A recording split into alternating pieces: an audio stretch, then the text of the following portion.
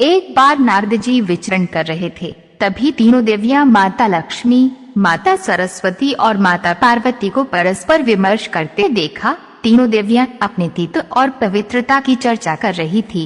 तभी नारद जी उनके पास पहुँचे और उन्हें अत्रि महामुनि की पत्नी अनुसूया के असाधारण पातिव्रत्य के बारे में बताया। नारद जी बोले, उनके समान पवित्र और पतिव्रता तीनों लोकों में नहीं है।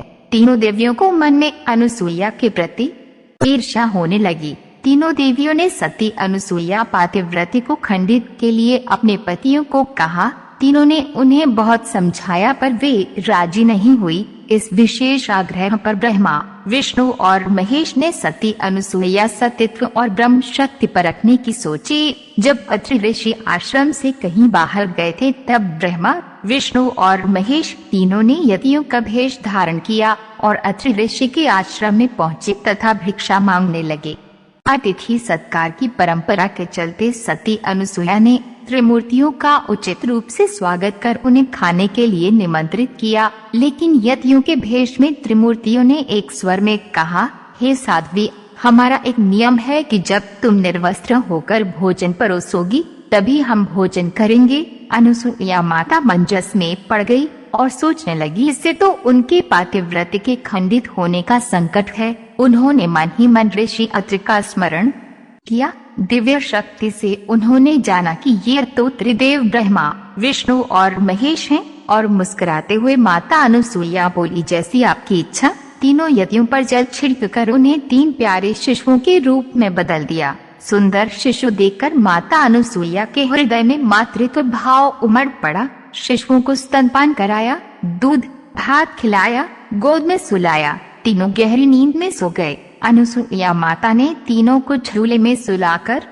कहा, तीनों लोगों पर शासन करने वाले त्रिमूर्ति मेरे शिशु बन गए। मेरे भाग्य को क्या कहा जाए। फिर वह मधुर कंठ से लोरी गाने लगी। उसी समय कहीं से एक सफेद बैल आश्रम में पहुंचा। एक विशाल गरुड़ पंख फड़फड़ाते हुए आश्रम पर उड़ने लगा और एक राजहंस कमल को चोंच में लिए हुए आया और आकर द्वार पर उतर गया। ये नजारा देखकर नारद, लक्ष्मी, सरस्वती और पार्वती आ पहुँचे। नारद ने विनय पूर्वक अनुसूया से कहा, माते, अपने पतियों से संबंधित प्राणियों को आपके द्वार पर देकर ये तीनों देवियां यहाँ पर आ गई हैं। ये अपने पतियों को ढूंढ रही थी। इनके पतियों को कृपया इन्हें सौंप दीजिए। अनुसूया ने तीनों देवियों को प्रणाम करके कहा, माताओं, झूलों में सोने वाले शिशु अगर आपके पति हैं तो इन्हें आप ले जा सकती हैं। लेकिन जब तीनों देवियों ने तीनों शिशुओं को देखा तो एक समान लगने वाले तीनों शिशु गहरी निद्रा में सो रहे थे।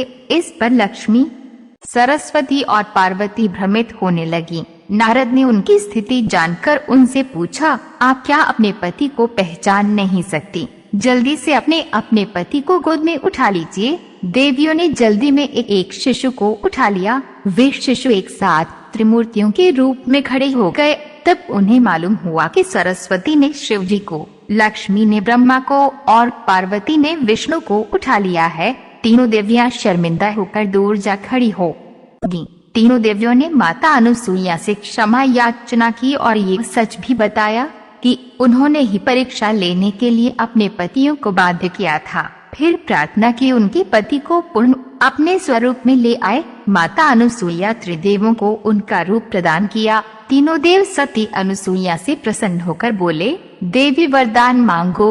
त्रिदेव की बात सुन अनुसूया बोली, हे प्रभु, आप तीनों मेरी ही कोख से जन्म लेना ऐसा वरदान चाहिए, अन्यथा उसके अलावा कुछ नहीं। तभी से वे माता सती अनुसूया के नाम से प्रख्यात हुई तथा कालांतर में भगवान दत्तात्रेय रूप में भगवान विष्णु का, चंद्रमा के रूप में ब्रह्मा का तथा दुर्वासा के रूप में भगवान शिव का जन्म माता अनुसूया के गर्भ से हुआ। मतांतर से ब्रह्मा के अंश से चंद्र, विष्णु के अंश से दत्त तथा शिव के अंश से दुर्वासा का जन्म हुआ। तो दोस्तों, ये थी माता अनुसूया की कहानी। आपको कैसी लगी हमें कमेंट बॉक्स में जरूर बताना। वीडियो पसंद आया है तो लाइक सब्सक्राइब कर देना। धन्यवाद।